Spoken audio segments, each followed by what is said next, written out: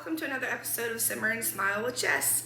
Today I'm going to be making some $1 million spaghetti. It's one of my family's favorites. Tomorrow we are getting together with my brother-in-law, his wife, and my mother-in-law, and their two children, so my niece and nephew. We're all getting together for and my husband. We're all getting together for a late Valentine's Day celebration because people were out of town and all that kind of thing. But we like to celebrate a lot of things in our family because, well, we like to see each other. So I'm in charge of making the dinner this time, and I'm making $1 million spaghetti because my husband requested it. It's really delicious. So I'm going to go over some ingredients and some equipment first. So let's start with, you're going to need a pound of sweet Italian sausage. You could use hot or mild if you don't like the sweet. You're gonna need about a pound of ground beef.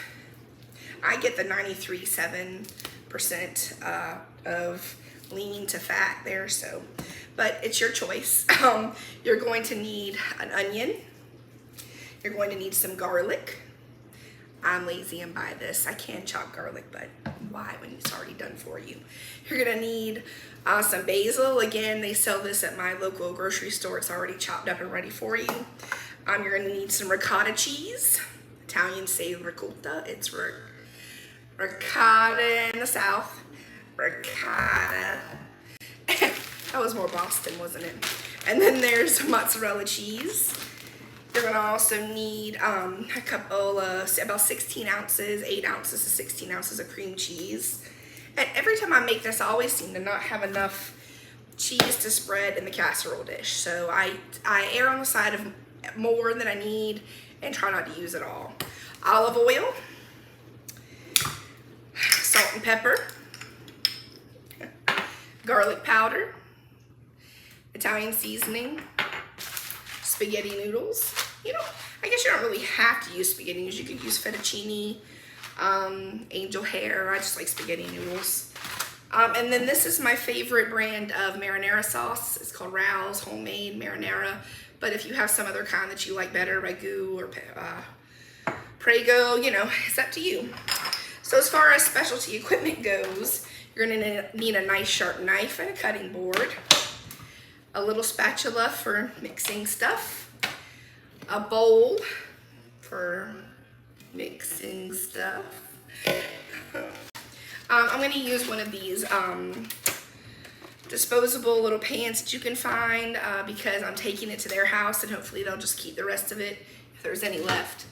And that way they don't have to return my pan to me. They don't live that far away, but it just makes life a little easier. And you're going to need a nice thick bottomed saute pan like this. So the first thing I'm gonna do is cut up this onion, get the onion and the garlic and the beef and the sausage going in this pan, right?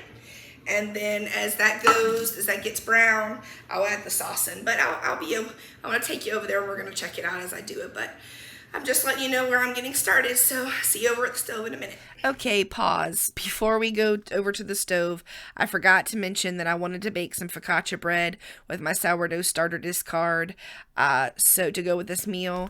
So we're pausing here for me to begin telling you about it. I need for it to be getting started to rise while I'm making the spaghetti bake. So here on my counter I have a stand mixer, KitchenAid stand mixer. Any mixer would work as long as it has a dough hook. I have a food scale. I have all-purpose flour. I have bread flour. I have my sourdough discard salt, yeast, rosemary infused, olive oil. I have some containers for measuring. When you are measuring on a food scale, you put the container onto the food scale and then you zero it out so that you get an accurate measurement. This recipe calls for approximately 6 to 7 grams of the sourdough starter.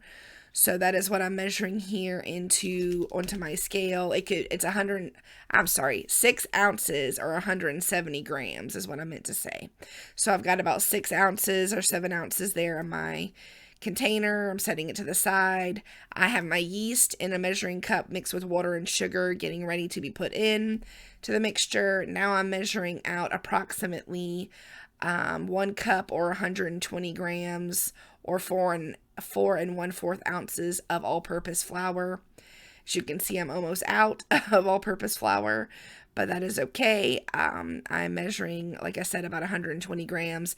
A food scale for baking, especially bread baking, is really, really helpful. All right, so now I'm about to do the bread flour. This recipe calls for 225 grams. My little bowl on my scale cannot hold more than about 100 grams of flour, so I'm gonna do 100 grams, pour it into the mixer bowl, do another 100 grams, pour it into the mixer bowl, then do 25 grams, pour it in the mixer bowl. The reason I'm using bread flour and not all-purpose flour is because bread flour, the proteins in it, just have a stronger structure to them, so I like to use it when baking bread. So you can see I'm using the food scale. Again, I put my container on the scale and zeroed it out so that I got an accurate reading for the amount of flour I'm putting into the bowl. Now I'm going to get some lukewarm water, 285 milliliters or 1 1/4 cups. I'm going to lock my mixer, turn it on as slow speed, and then slowly pour the lukewarm water into the flour. I'm going to add my yeast that has been sitting for about 10 minutes. And now I'm putting in my sourdough starter discard, and I'm going to let that go for a little while. You're going to want to let this turn and do its thing with this dough hook for a total about 8 minutes. As it's going, I am going to begin adding a little bit more flour, bread flour, to this mixture because it's a little bit too wet for me. It's a little too much water, and I'm pretty sure it's because I added a little more sourdough discard than I probably should have, but I was following the recipe. Anyway, I'm going to add some more flour to this as it goes because after the 8 minutes is up, you want the dough to stop sticking to the sides. That is how you know it's ready and mixed well, and it's time to do the rise. So you can see me adding some flours. I'm scraping the bowl down just to make sure it's all incorporated well. And I'm just going to keep adding tablespoonfuls of flour. So once this is done and ready, I'm going to cover it with a tea towel. Or actually I try cling wrap first, but cling wrap's frustrating. Raise your hand if you get frustrated with cling wrap. I do for sure. So anyway, once this is all incorporated, and you can see here I'm about to lift it up and take a look at it to see if it's ready for I've sped it up some, so it might be hard to tell that I've done it for 8 minutes, but it's been going for a little bit. Anyway, see how it's kind of oozing off of the dough hook. It's still a little bit too liquidy in my opinion. So I am going to continue adding some flour until I'm happy with what it looks like. Again, you just want it to stick. You want it to be in a lump around the dough hook and not be sticking to the side so much.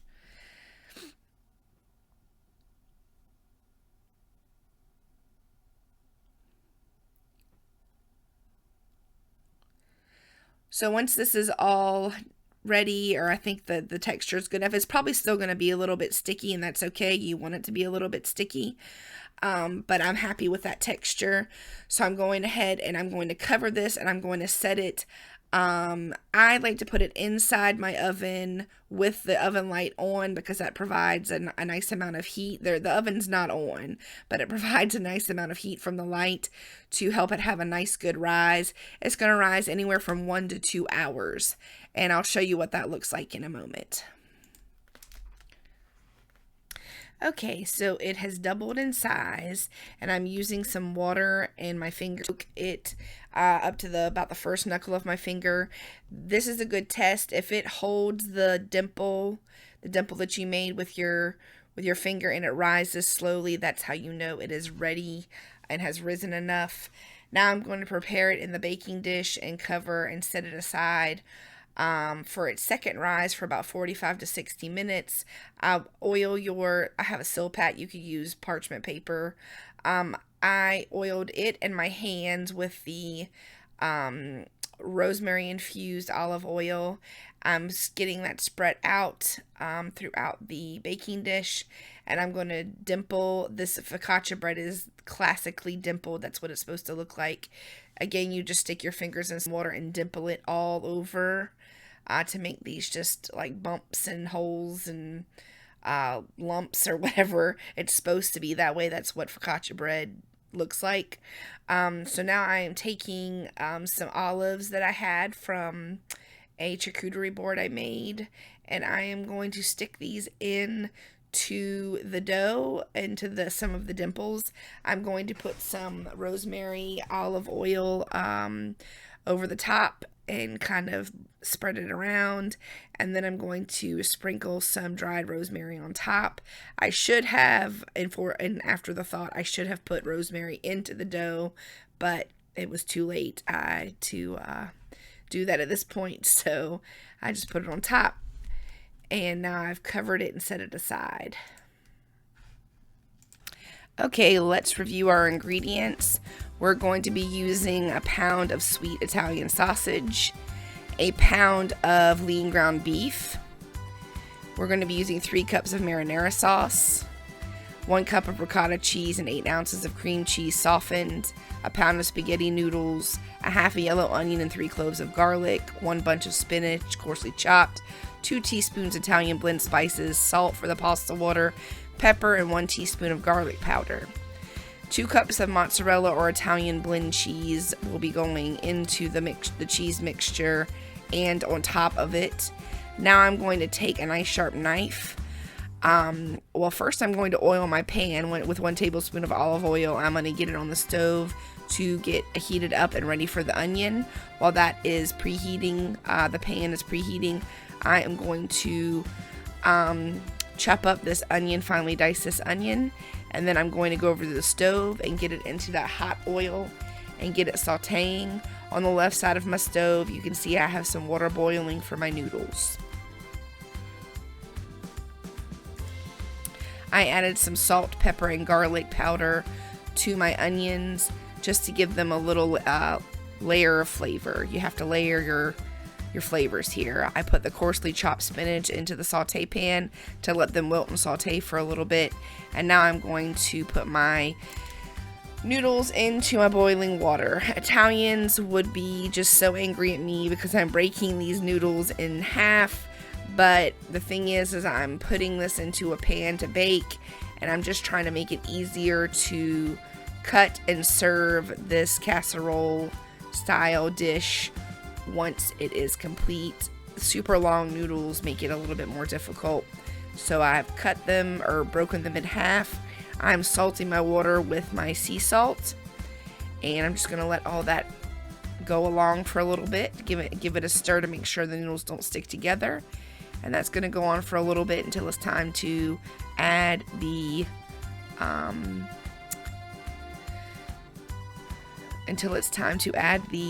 meat. That's what I'm trying to say.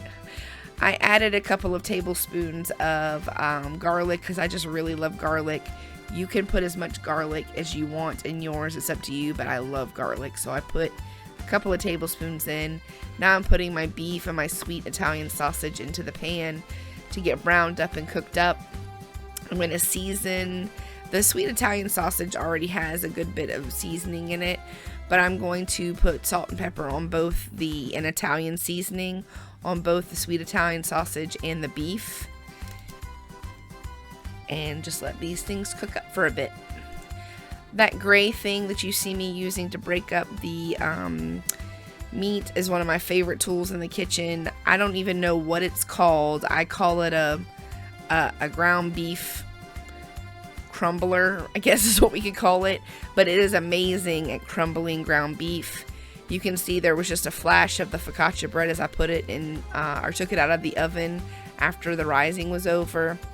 And now I am putting my 1 jar of the marinara sauce into the meat mixture so that all of those flavors can start melding together.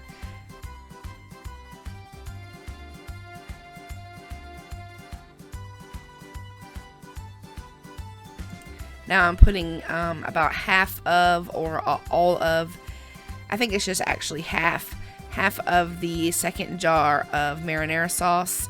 I'm putting some garlic powder and some Italian seasoning on top of that sauce and the meat mixture just to add a little bit more depth of flavor. I strained my noodles and I added the last bit of marinara sauce to it. Here is my cheese mixture. In it, there is the cream cheese, the Parmesan or cheese, or the Italian blend, the mozzarella cheese.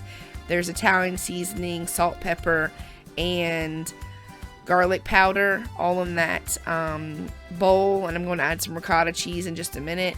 I am putting some oil and spreading it around inside my baking dish just to keep things from sticking too badly. As I said, everything is in this mixture here except for the ricotta cheese.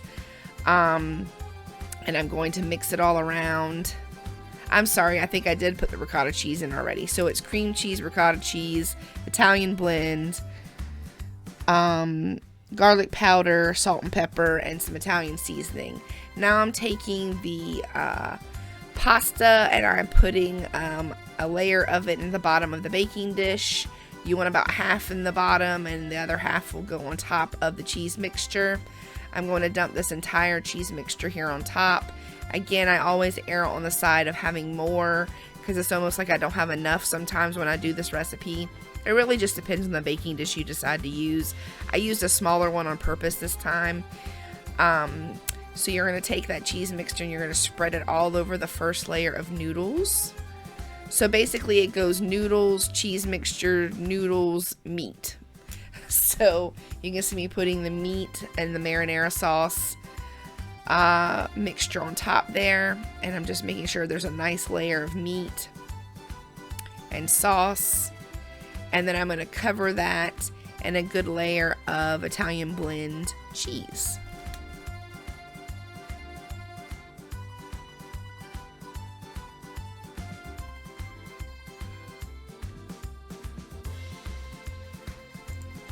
I have my oven preheated to the correct temperature, and I'm going to place this baking dish on top of a cookie pan, like a flat pan with a rimmed edge. I'm putting that on top of a rimmed edge pan just in case sometimes the stuff likes to bubble over and I'm trying to keep my oven clean. I'm going to pop that into the oven.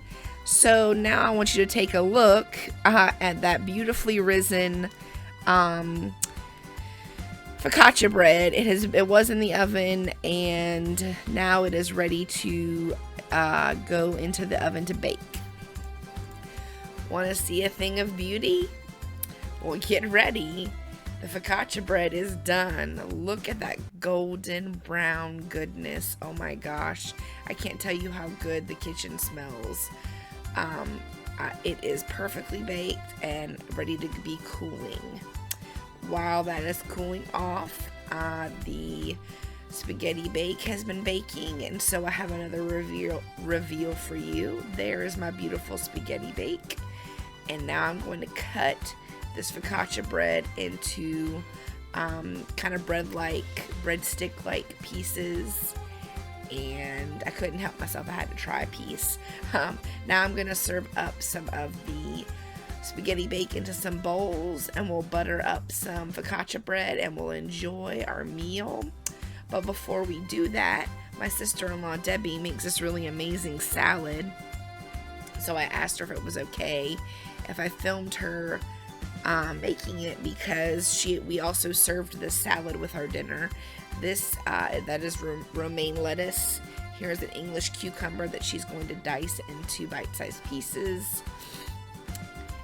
I don't know about you, but I love a good cucumber. They're very good. Anyway, she's dicing the cucumber and putting it on top of the romaine lettuce. There's also some grape tomatoes. You could use cherry tomatoes. You could use regular tomatoes. Just cherry tomatoes or grape tomatoes are easy to make bite-sized quickly. So now she's just gonna cut those in half.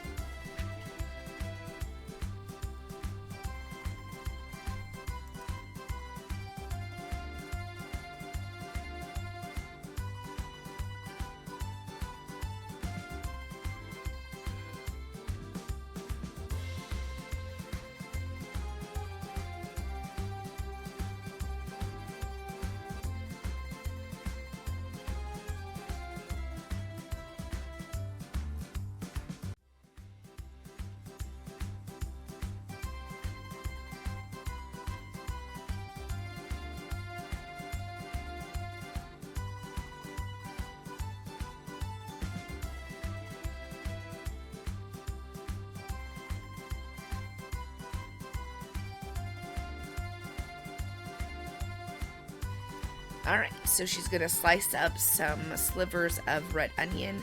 This is kind of a Mediterranean style salad. So it has some red onion, some feta cheese, and some olives. She's just slicing up some slivers of red onion. I don't know about you, but I love a red onion. I know it has really strong flavor, but boy is it delicious. So she's just getting that sliced up on top. Then she's going to add some black olives.